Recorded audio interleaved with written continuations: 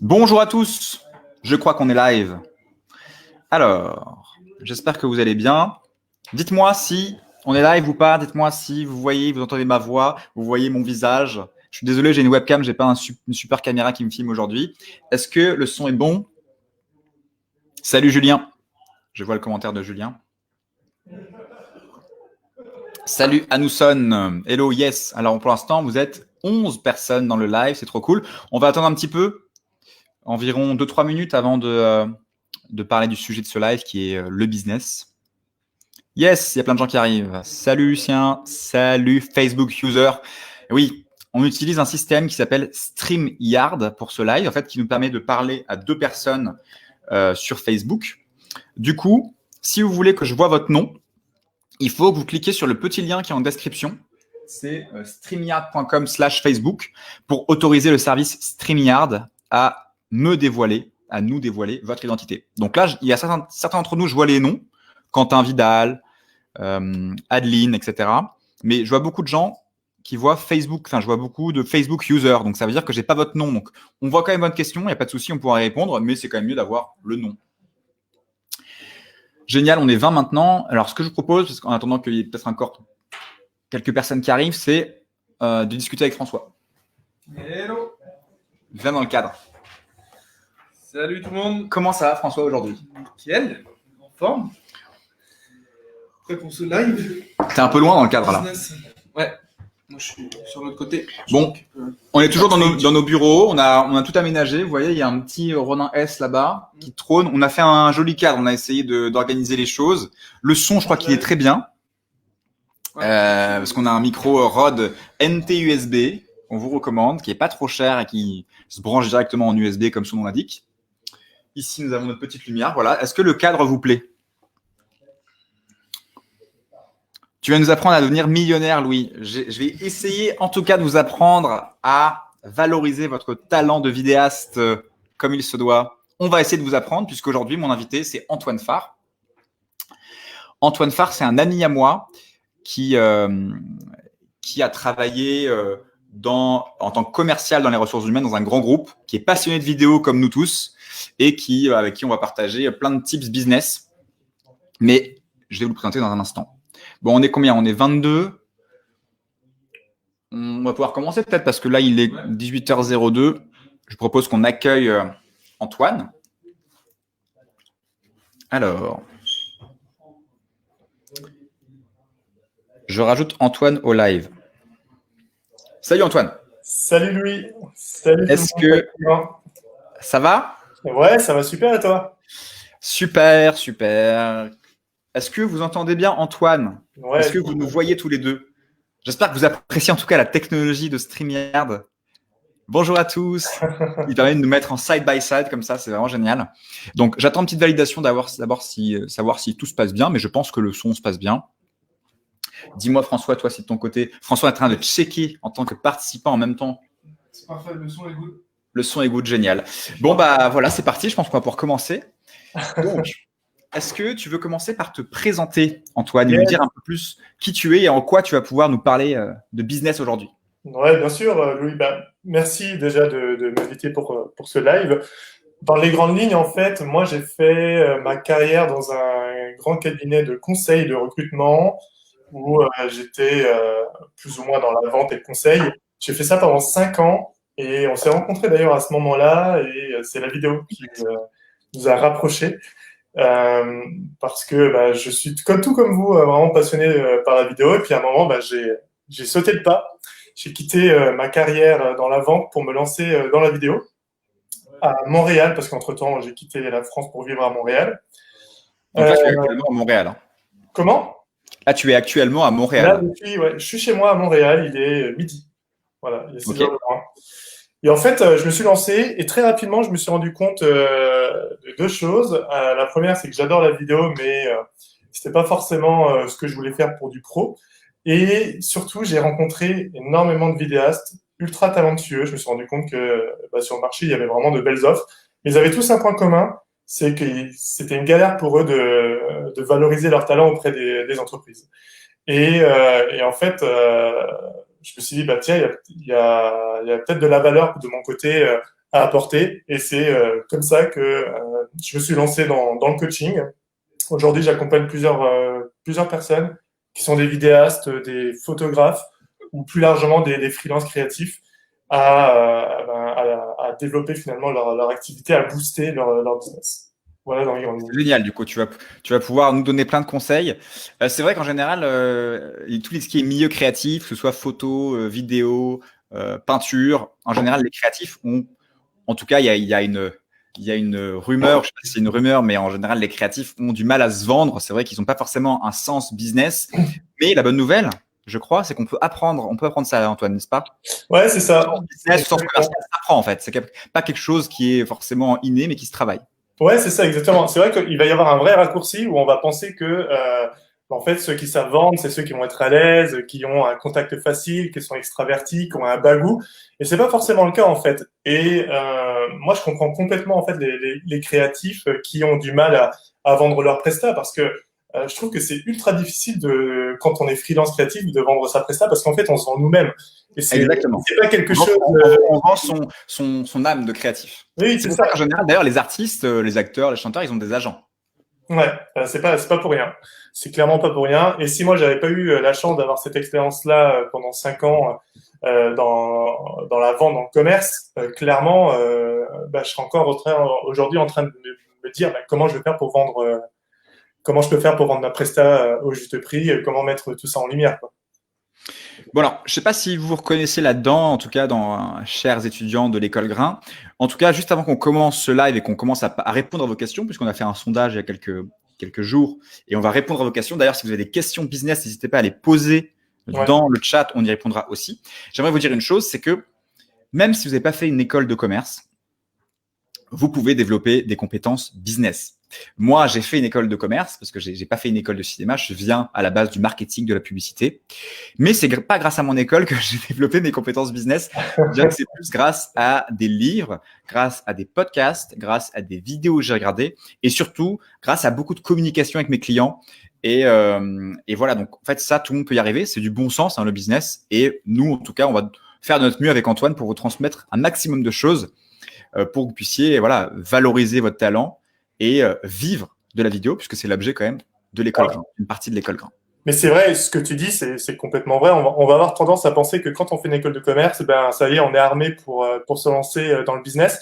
En fait, ce qu'il faut savoir, c'est que 99% des gens qui font une école de commerce, quand ils commencent leur job, ils arrêtent d'apprendre. Et quand on est entrepreneur, freelance créatif, vidéaste, en fait, ça fait partie de notre vie de continuer d'apprendre. C'est ce qui nous permet de progresser. Et tu parlais de livres notamment, ou d'échanges avec d'autres entrepreneurs. C'est exactement ça la clé pour progresser, quoi. Exactement. Alors, après cette magnifique intro, maintenant que vous connaissez Antoine, je propose qu'on commence avec les questions que vous nous avez posées dans le sondage. Donc, j'ai fait un sondage le 21 mai pour vous demander un peu quelles questions vous vouliez nous poser pendant ce live. Et il y a eu des questions qui ont beaucoup de votes. On va commencer par la première. Et je le répète une dernière fois, n'hésitez pas à poser vos questions aussi dans le chat Facebook parce qu'on pourra en prendre quelques-unes pendant ce live. On est en live pendant environ 30-40 minutes. Je pense qu'on s'arrêtera vers 45. Alors, Antoine, la première question qu'on nous a posée est la suivante. Question de Florian Chastre. Merci Florian, je ne sais pas si tu es là pendant ce live et merci pour cette question. Que faut-il facturer aux clients autre que les taux horaires de scénarisation, prise de vue et montage? Alors, ce que je te propose, Antoine, c'est que je commence à y répondre. Et ensuite, je pense que tu auras pas mal d'éléments importants et intéressants à nous apporter. Alors, moi, ce que je fais en général, c'est que je facture à mon client. Tout d'abord, l'accompagnement projet. Qu'est-ce que c'est que l'accompagnement projet? C'est le temps que tu as passé avec ton client lors de réunions, au téléphone, pour préparer le projet, pour parler avec lui, pour prendre ses besoins, on va y revenir, très important, et pour voir en quoi tu pourrais l'accompagner. Donc, tout ce qui n'est pas du tournage, du montage, mais des coups de téléphone, des mails. Ça, c'est du temps que vous allez passer. Et le temps que vous passez sur un projet, forcément, il faut qu'il soit valorisé. Donc, quand on débute, à la base, on a tendance à se dire, non, je vais facturer du tournage, du montage, et voilà. Alors qu'en fait, il y a d'autres choses à facturer, à commencer par ça. Ça, c'est la première chose que je facture. Ensuite, évidemment, le tournage. Donc, le tournage sur place, le nombre de jours que vous allez passer ou le nombre d'heures que vous allez passer à tourner la vidéo. Ensuite, le montage. Donc, pareil, c'est un temps qui est souvent très long derrière l'ordinateur à monter la vidéo. Et ensuite, il y a plusieurs éléments que je facture en général aussi. Il y a les sous-titres, puisqu'en fait, les sous-titres, on n'y pense pas souvent, mais quand le client vous demande de sous-titrer, bah, ça prend du temps. Et souvent, pour une vidéo de 3-4 minutes, ça peut prendre plusieurs heures. Moi, en général, je mets environ 1 heure à sous-titrer 1 minute. Donc ça, c'est quand même du temps. Si vous sous-titrez une vidéo de 3 minutes, ça fait 3 heures en plus de travail. Du coup, vous pouvez l'inclure dans le montage, mais moi, en général, je le mets en séparé. Ensuite, il y a tout ce qui est location de matériel.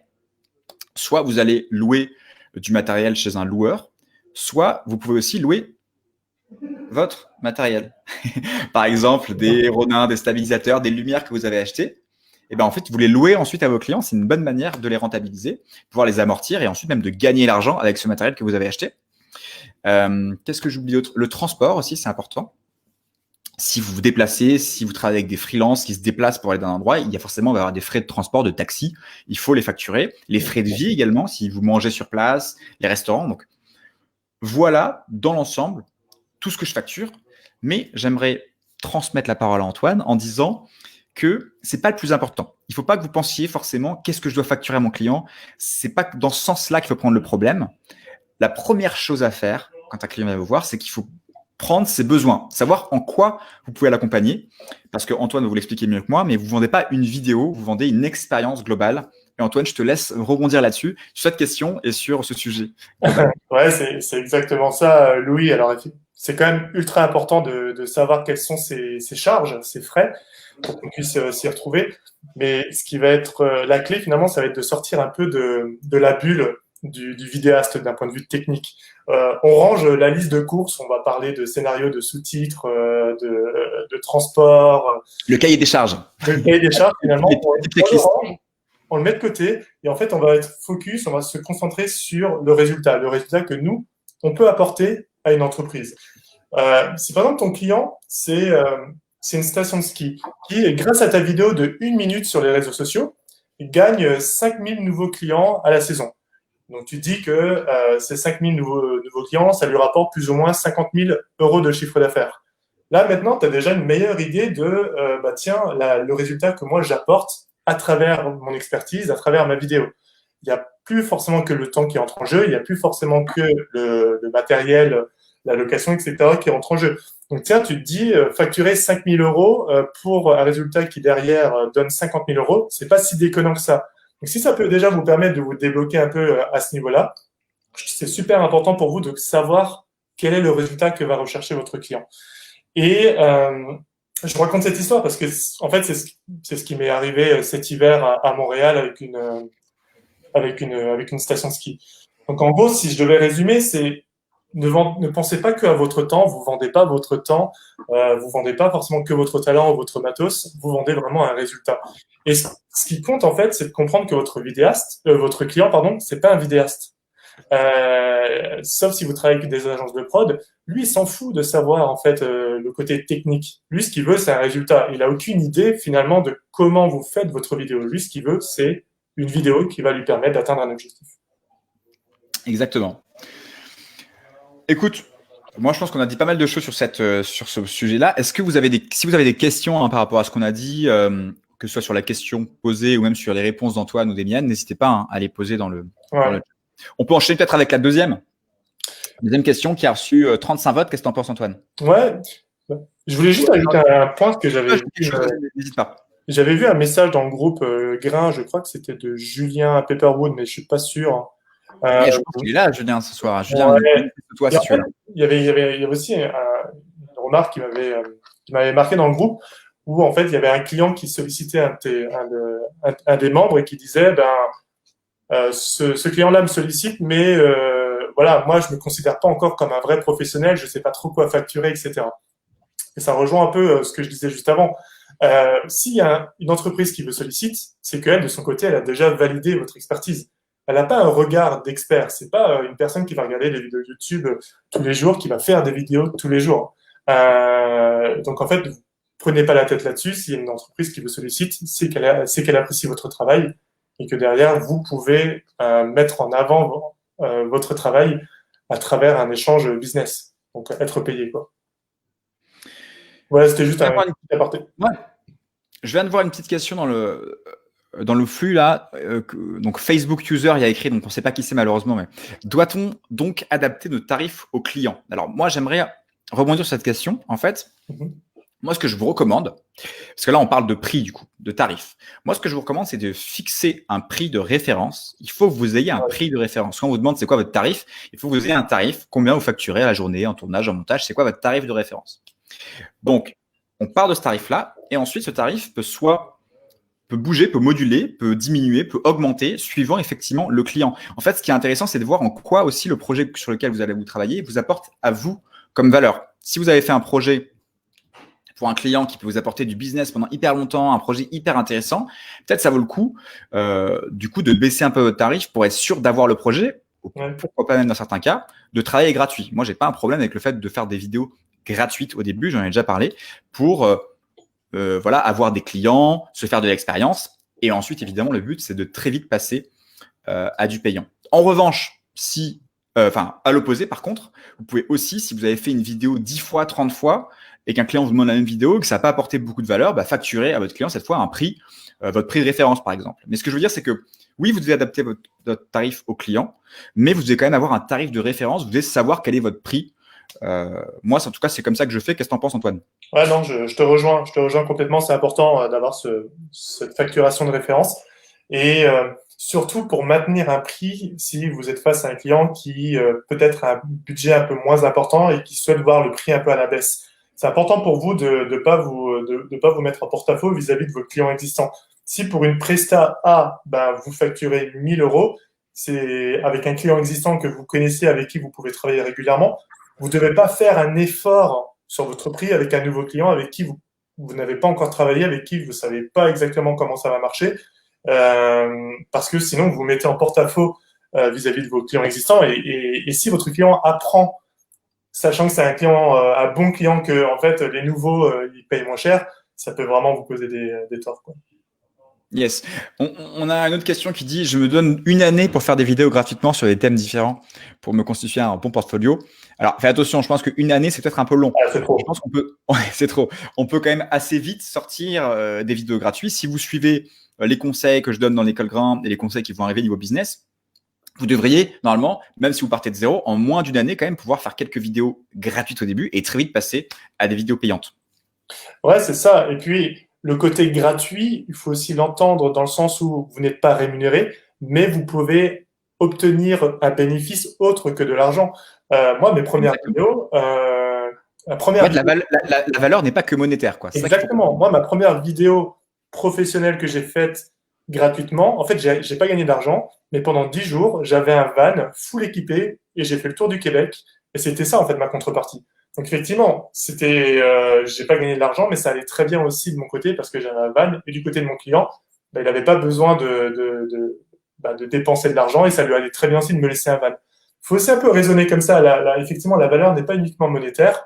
Et un an, c'est beaucoup trop. À partir du moment où tu fais des vidéos à un client et tu vois que ça marche une fois, deux fois, trois fois, derrière, il faut aller facturer, quoi. Et puis souvent, en plus, les clients même seront plus rassurés du fait de payer un prix qui est parfois même élevé, plutôt que d'avoir une vidéo gratuite ou pas chère. Ils vont se dire, la qualité est peut-être un peu moindre. Il y a un effet psychologique du prix. Forcément, si vous augmentez votre prix, vous allez paraître plus premium. Ça ne veut pas dire qu'il faut augmenter ses prix très vite comme ça. Il faut quand même faire un travail de qualité derrière, mais il faut pas être, faut être au courant de cet effet-là. Donc, et d'ailleurs, est-ce que tu peux nous raconter peut-être l'histoire du van, parce que tu en as parlé un petit peu, mais tu peux peut-être nous raconter un peu globalement l'anecdote de la vidéo van? Ouais, bien sûr. C'est un Français qui vit aussi à Montréal, qui a créé son propre business.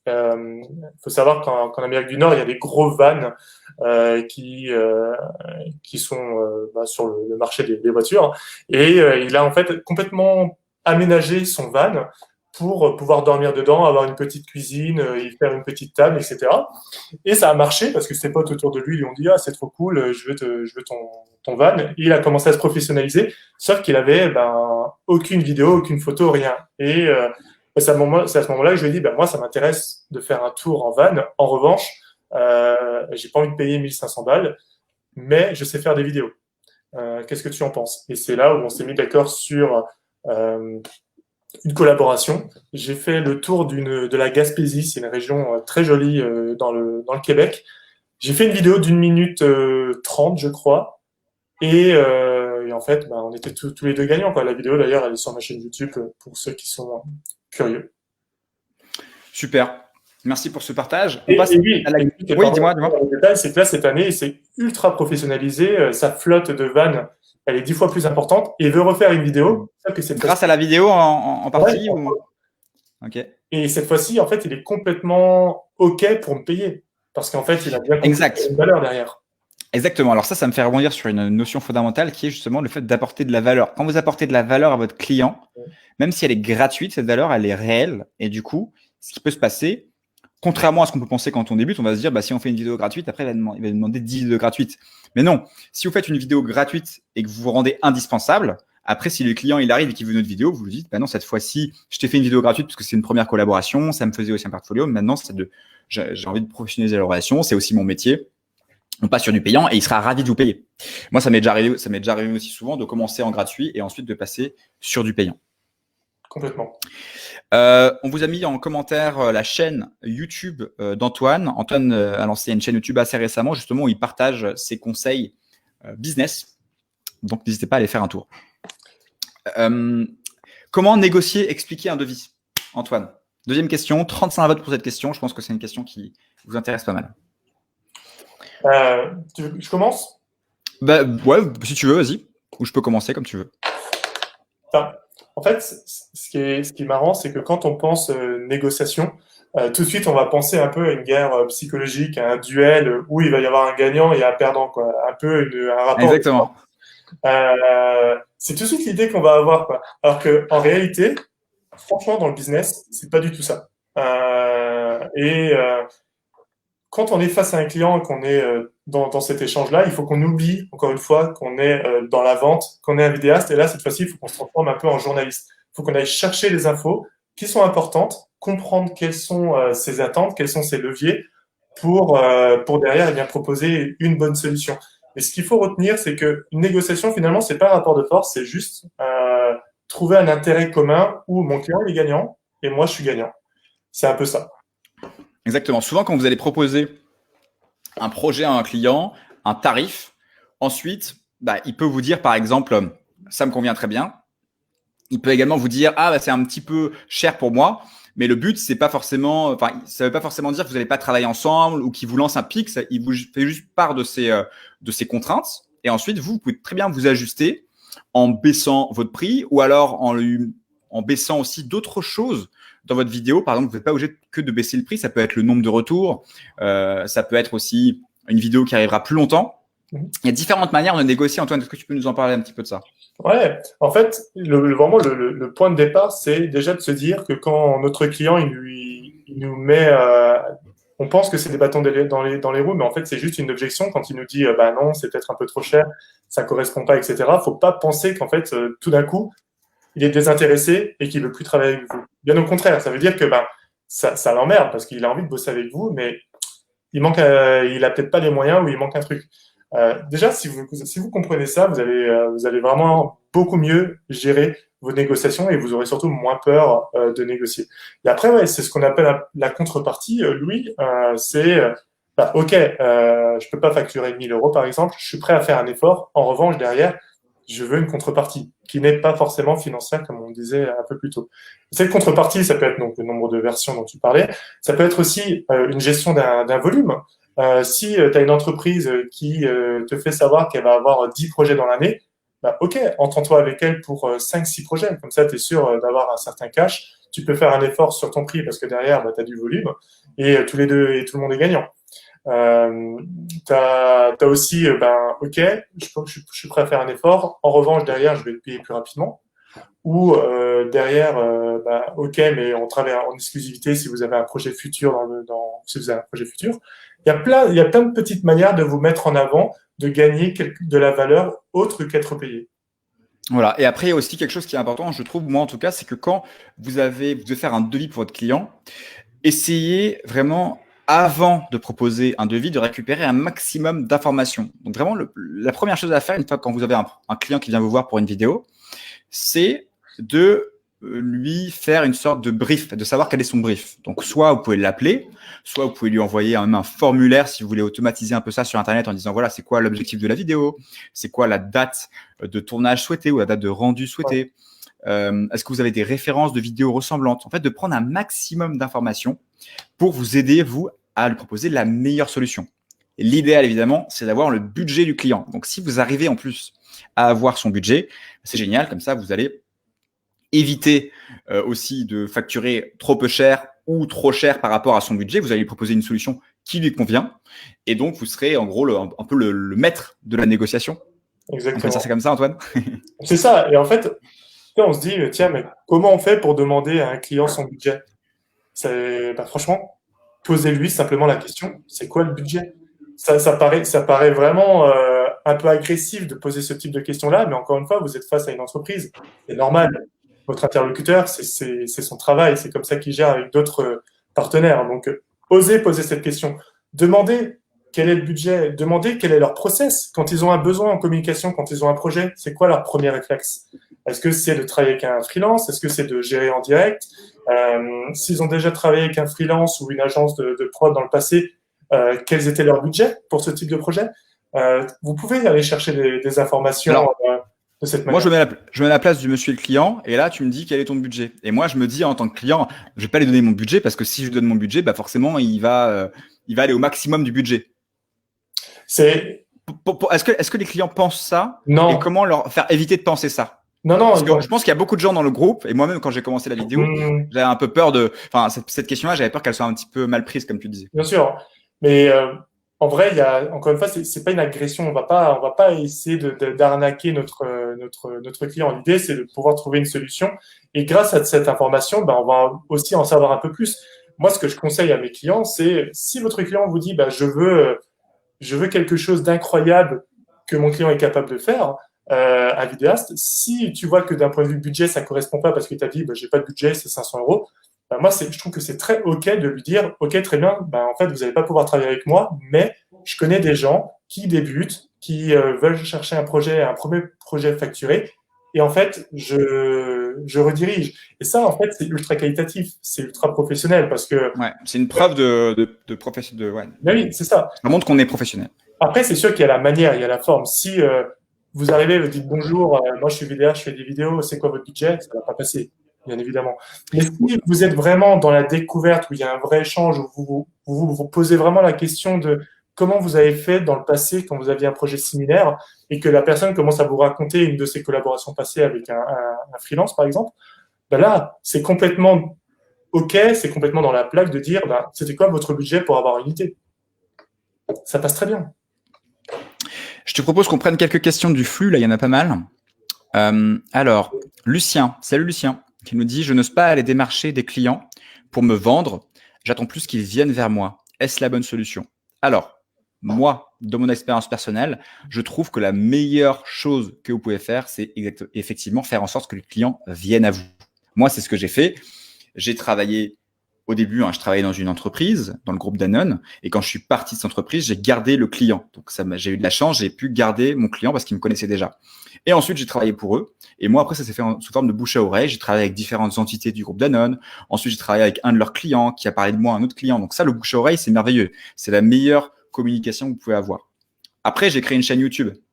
Le fait de créer une chaîne YouTube ou de créer un blog ou de créer un compte Instagram, de vous mettre en avant, de vous marketer un peu sur Internet, ça vous place en tant qu'expert et forcément, ça attire aussi les clients. Donc ça, c'est différents moyens et on en parlera dans la section business de l'école, de faire en sorte que les clients viennent à vous. Mais c'est pas parce que moi, je ne prospecte pas que ce n'est pas une bonne chose. N'est-ce pas, Antoine? Est-ce qu'on peut prospecter pour faire des vidéos, pour trouver des clients? Bien sûr. Mais l'idée, l'objectif de toute entreprise, c'est de limiter la recherche de nouveaux clients. C'est le goal de chaque entreprise. Et il y a différents moyens pour y arriver. Parce que c'est beaucoup plus facile de garder un client heureux que d'aller chercher des clients. Ça, c'est vraiment ancrez-le vous dans votre tête. C'est beaucoup plus facile de rendre vos clients heureux et de garder vos clients plutôt que d'aller en chercher de nouveaux. Excuse-moi, Antoine, je t'ai coupé. Ça coûte 7 fois plus cher en temps d'aller chercher un nouveau client plutôt que de faire affaire avec un client existant. Et pour reprendre la question de Lucien, en fait, toi, tu parlais, Louis, de ta chaîne YouTube, du bouche à oreille, mais ça, c'est un moyen d'aller chercher des clients. Moi, j'ai l'impression que Lucien, dans sa question, il dit qu'il n'ose pas démarcher des clients, et c'est très bien, il n'y a pas de problème, mais il faut quand même un point de départ pour un moment ne pas être en attente que les clients viennent. Il y a la prospection, effectivement, mais il ne faut pas penser que la prospection, c'est je passe toute la journée au téléphone. C'est juste, comme dans un premier temps, avoir un peu de bon sens et profiter du bouche à oreille. Vous avez travaillé avec un client, ça s'est super bien passé. Demandez à ce client pourquoi il vous a choisi vous, qu'est-ce qu'il a aimé, et s'il n'a pas deux, trois personnes qui pourraient vous recommander. C'est déjà un point de départ. Ensuite, vous allez et vous allez ouvrir. Alors, imaginons qu'on a 0 client. Lucien est là, il a fait des belles vidéos chez lui dans son jardin en voyage. D'ailleurs, Lucien fait très belles vidéos. Je n'ai vu quelques-unes. Comment il va trouver son premier client, Lucien? Ou n'importe qui? Comment il fait? Parce qu'il n'a pas de client. Personne ne peut lui recommander parce qu'il n'a pas de client. Comment il fait? Mais il y aura toujours son entourage. Il connaîtra toujours quelqu'un qui potentiellement pourra. Voilà, exactement. Donc c'est intéressant de parler de parler à votre entourage pro, familial. Ça, c'est la première chose. Pour moi, c'est le premier moyen de trouver des clients. C'est ça. Moi, l'objectif que je me fixe, c'est de parler au moins à une personne par jour de ce que je fais dans la vie. Même si la personne, je la connais pas forcément très bien, parce que c'est justement, ça crée des choses. Donc, il y a l'entourage dans un premier temps. Il y a aussi se créer un entourage, mais pas forcément de clients, mais d'autres vidéastes ou d'autres métiers qui peuvent être complémentaires. C'est ce que j'appelle la Dream Team, l'équipe des 10 personnes. Vous êtes vidéaste, ok, super, mais avec qui vous travaillez quand vous êtes sur un tournage? Parfois, il va y avoir une maquilleuse, parfois, il va y avoir un ingé son, parfois, il va y avoir un mec à la lumière, parfois, il va y avoir un photographe. Tous ces gens-là, ils ont déjà un portefeuille de clients. Vous pouvez interagir avec eux. Vous pouvez voir eh bien quels sont peut-être leurs clients où ils vont avoir besoin à un moment d'un vidéaste. Pour l'exemple du ski, ce qui m'est arrivé cet hiver, c'est que j'ai rencontré une maquilleuse que j'avais déjà vue à un autre tournage. Et en fait, je me suis dit, bah, tiens, là, il y a clairement un truc à faire. Maintenant, quand j'ai un projet et que dans mon devis, il y a la maquilleuse, bah, c'est elle que je vais contacter. Et elle va faire de même. Quand elle va entendre parler d'un de ses clients qui aurait potentiellement besoin d'une vidéo, pardon, elle va penser à moi. C'est ça l'entourage. Exactement. Par exemple, effectivement, donc si je reprends un peu ce que tu as dit, une bonne manière de trouver des clients, c'est aussi d'aller chercher des collaborateurs ou des gens passionnés vidéo comme vous ou des freelances en devenir. Exemple, Lucas avec moi. Lucas, il m'a contacté parce qu'on avait suivi la formation de Parker Walbeck. Il est venu chez WeWork et en fait, au début, c'était pas du tout une relation intéressée pour avoir des clients, c'est une relation d'échange entre vidéastes passionnés. Et finalement, maintenant, il se trouve que on s'apporte des clients mutuellement et que ça lui a apporté pas mal de business et moi aussi. Donc en fait, il y a toujours un moyen de trouver des clients. Il ne faut pas que vous restiez passif, il faut que vous soyez actif. Donc soit en parlant à votre entourage, soit en créant une chaîne YouTube, un compte Instagram, en tout cas en vous marketant. C'est une action qui permet de trouver des clients. Exactement. Soit en allant chercher des freelances ou même en allant sur des salons, par exemple. François va sur des salons du tourisme pour aller chercher des clients dans le tourisme. Donc il y a plein d'actions à faire. Ne soyez pas passif, soyez actif. On enchaîne avec une autre question. Peut-être on peut y répondre un peu plus vite parce que on arrive bientôt à la fin de ce live. On a Mathieu qui dit: avez-vous une trame de discours pour un premier rendez-vous de démarchage? Moi, j'en ai une. Ouais. J'ai un peu ma recette magique que j'ai appliquée lors de toute mon expérience dans la vente et que je présente aussi à mes clients et que j'applique aussi aujourd'hui. Dans les grandes lignes, dans un premier temps, on est focus sur le client, l'entreprise, le service, la personne, le projet. Ensuite, on fait un match, on discute, on voit dans quelle mesure on peut travailler avec cette personne par rapport à son besoin. On lui dit un peu ce que la personne a envie d'entendre, mais en étant sincère, en mettant vraiment en avant ses compétences et derrière, enfin, on parle du prix, quoi. Mais si je devais vous donner une astuce, c'est de closer le plus tôt possible, dans le sens où si vous rencontrez un client au téléphone ou en vrai, mettez-vous d'accord à ce moment-là. Si vous faites traîner l'échange sur 1, 2, 3, 4 jours, c'est plus difficile derrière de signer le contrat. Ouais, d'où l'importance de vraiment avoir un super premier contact, être aussi heureux, enjoué, souriant au téléphone, vous intéressez vraiment sincèrement, comme tu dis Antoine, à votre client. Et en général, ça passe par là. Les meilleures relations commerciales passent par de l'affect à l'origine. Exemple, mon prof de sport. Moi, j'ai un prof de sport, un coach de sport qui s'appelle Mehdi, que j'ai commencé à travailler avec lui en novembre. Donc, au début, c'était mon coach de sport. Puis, on s'est super bien entendu. Je lui ai parlé de l'école Grain, de Grain. Il m'a parlé de lui, son activité. Aujourd'hui, on travaille ensemble et c'est un de mes clients qui me rapporte beaucoup de business, avec qui je m'entends hyper bien. Et on a des relations géniales. Il m'envoie des messages en me disant trop hâte d'apprendre avec vous, les gars. Donc voilà, c'est comme ça qu'on crée aussi des bonnes relations business. C'est d'abord en étant vrai, honnête, sincère et enjoué avec vos clients et en s'intéressant à eux à fond. Pierre-Étienne, j'ai déjà des projets facturés, mais je n'arrive pas à décoller en termes de facturation.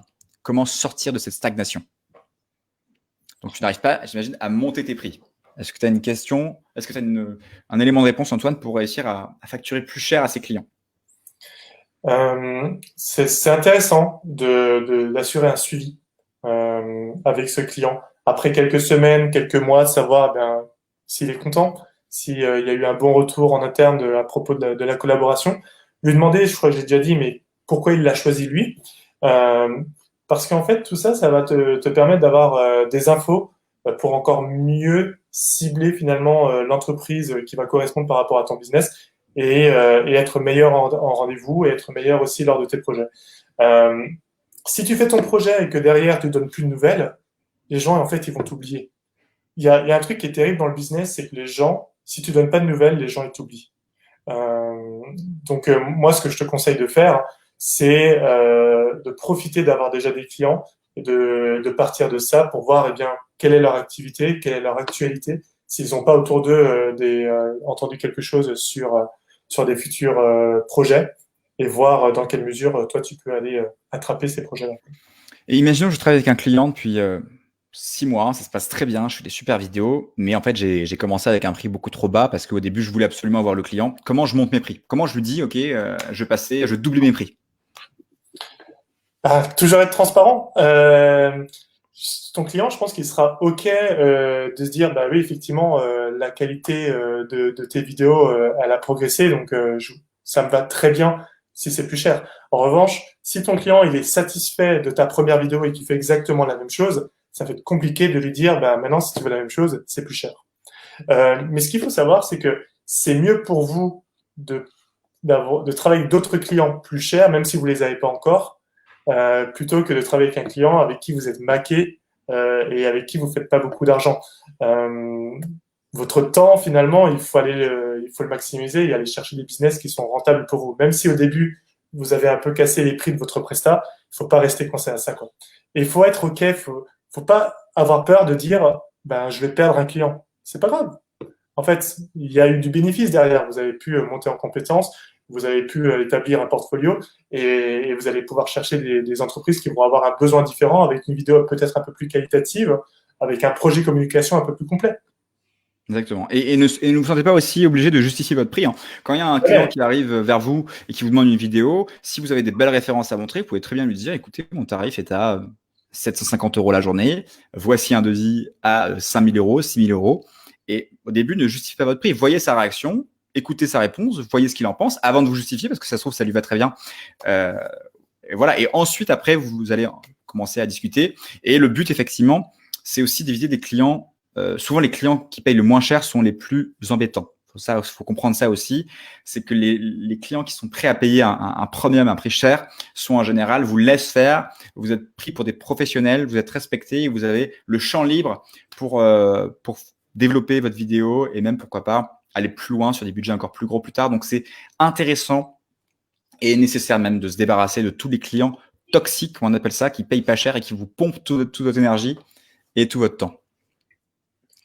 Vous n'avez pas évoqué le fait de comparer nos prix à la concurrence, au minimum s'en informer, que ce soit pour être plus attractif ou pour vérifier nos tarifs. Alors moi, je trouve que c'est une bonne idée au début, si vous débutez, vous ne savez pas quel prix fixer, de regarder la concurrence. Et c'est génial, c'est qu'aujourd'hui, c'est facile. Vous imaginez, il y a 30 ans et à 40 ans, comment on faisait pour savoir quel était le prix du vidéaste de votre ville? C'était très compliqué. Maintenant, on a Internet, donc c'est cool. Il y a des plateformes de mise en relation de freelance, comme Malte, comme d'autres plateformes qui existent. Vous pouvez voir quels sont les prix des freelances. Même si jamais vous voulez aller plus loin, vous pouvez vous faire passer pour une marque, aller chercher un freelance et lui dire c'est quoi ton tarif. Il n'y a pas de règle. En gros, vous pouvez aller chercher des informations. Le mieux, c'est voilà, moi quand j'ai commencé, par exemple, quand je travaillais chez Danone, je faisais des vidéos par les agences et donc je voyais leur devis et j'avais déjà une idée de ce que facture une entreprise de vidéo. Et ensuite, ce que je vous conseille, c'est de fixer rapidement un prix. Je vous conseille d'éviter d'aller en dessous de 15 € de l'heure au début, parce que ça va être très compliqué après de pouvoir. Même c'est un tarif vraiment très bas, mais pour commencer, si vous voulez en tout cas passer vers la vidéo payante, ça peut être bien de commencer par là. Aux alentours de ça, moi, c'est le minimum que je ferais. Et ensuite, d'augmenter vos tarifs au fur et à mesure. Un élément là-dessus, Antoine? Ouais. Je connais pas le prénom de la personne qui a posé la question, mais si dans ton esprit, pour toi, baisser le prix, ça te permet d'être plus attractif, tu vas te planter. C'est pas la bonne stratégie.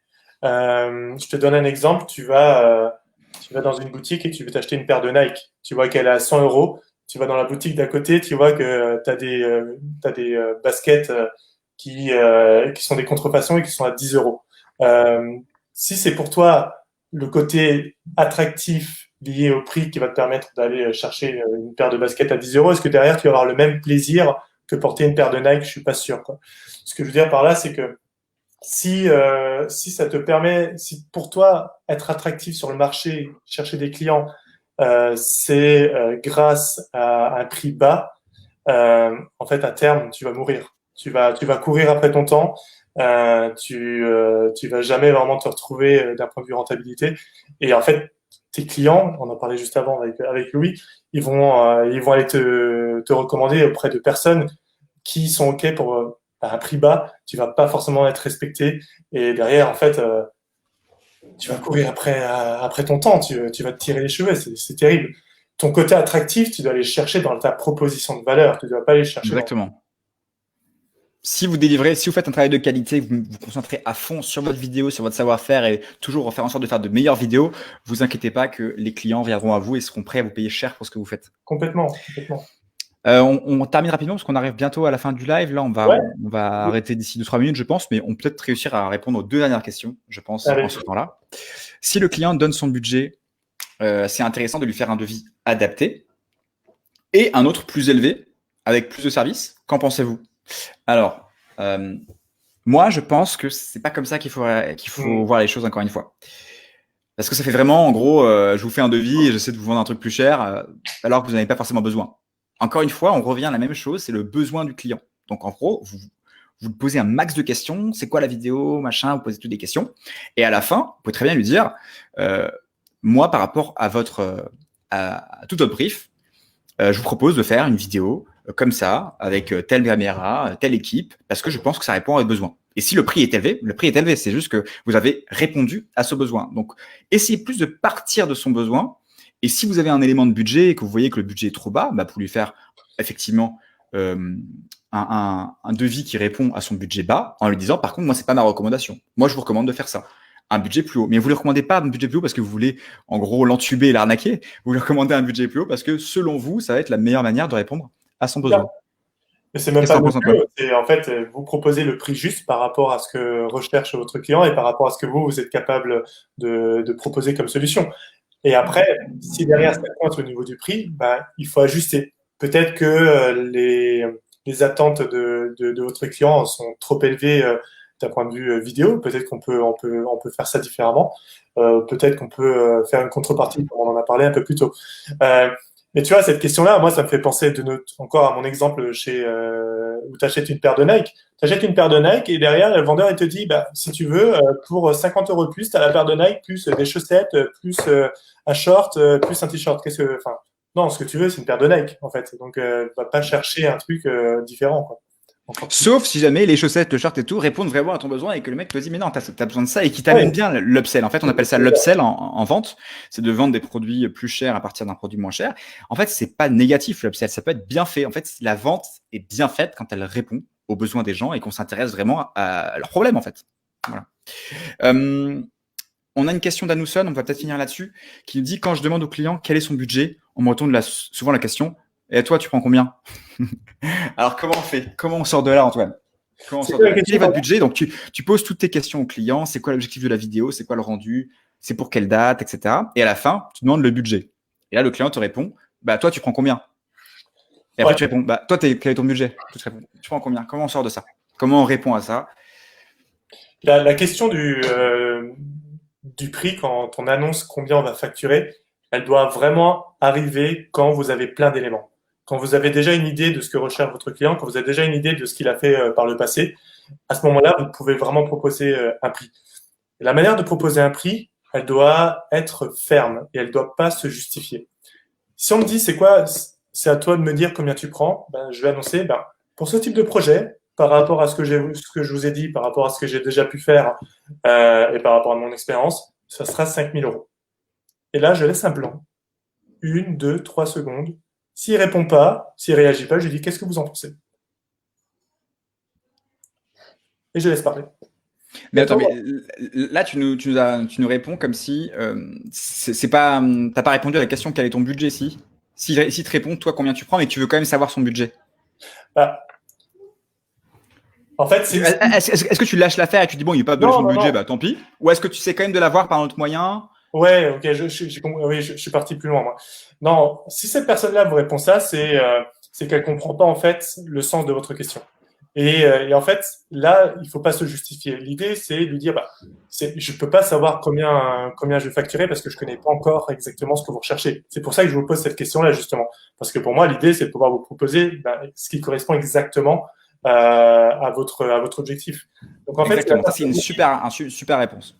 voilà. Si la personne vous dit, bah, dis-moi ce que tu prends, si là, tu lui dis, bah, moi, je prends 1000, en fait, vous avez perdu. Et là, il va dire, bah, ok, 1000. Enfin, c'est souvent, en fait, ce qu'il faut comprendre, c'est souvent votre interlocuteur, il peut ne pas, il peut ne pas avoir non plus de base business, il peut ne pas comprendre qu'est-ce que vous êtes en train de faire. Mais c'est OK, il n'y a pas de problème. À ce moment-là, il faut juste le réorienter, lui expliquer votre démarche. Et j'ai envie de dire, si le client te pose comme question et toi combien tu prends, c'est qu'en général, tu as même fait ton travail. Si jamais tu lui poses des bonnes questions et que tu l'amènes à la notion du budget, logiquement, si tu as bien fait tout le reste du travail, il va te donner son budget parce qu'il va être en confiance. En général, une réponse comme ça, c'est une question où le mec a pas trop confiance et il se dit oula, il veut m'arnaquer. Toi, combien tu prends?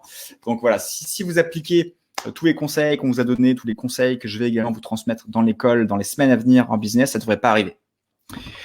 Merci Antoine. Merci Louis, ça m'a fait plaisir. J'espère que ce live vous a plu en tout cas. J'espère que vous avez été content de retrouver Antoine. On va sûrement faire une vidéo YouTube d'ailleurs ensemble sur le business, un de ces quatre. Si vous avez des idées de questions, de sujets que vous voudrez qu'on traite sur YouTube, dites-le nous dans le chat. Là, ça peut être cool avant qu'on termine. On vous met aussi la chaîne YouTube de François, d'Antoine. On vous met également les vidéos d'Antoine parce que Antoine fait des vidéos incroyables. Il a fait récemment une vidéo de Californie, une vidéo de voyage qui est magnifique. Bravo. Franchement, à chaque fois, le choix des musiques, la direction artistique, je vous conseille d'aller voir les vidéos d'Antoine. C'est un super vidéaste. Et voilà, est-ce que tu as quelque chose à rajouter? Où est-ce qu'on peut te retrouver sinon sur le réseau? Bah, c'est ça. Si vraiment le côté business va vous intéresser, c'est Business Bar sur Instagram et YouTube. Je vous partagerai dans le groupe de toute façon les liens si besoin. Et si vous êtes plus Antoine est dans le groupe, hein, je vous le dis. Oui, Antoine est dans le groupe Facebook, faut le savoir. Donc si vous avez des questions, vous pouvez aussi interagir avec lui dans le groupe.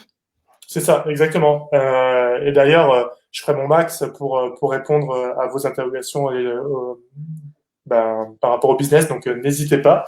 Donc voilà, je partagerai toutes les infos. Si c'est pour le côté un peu plus artistique, un peu plus vidéo photo, c'est mon nom et mon prénom, Antoine Farr sur Instagram et YouTube.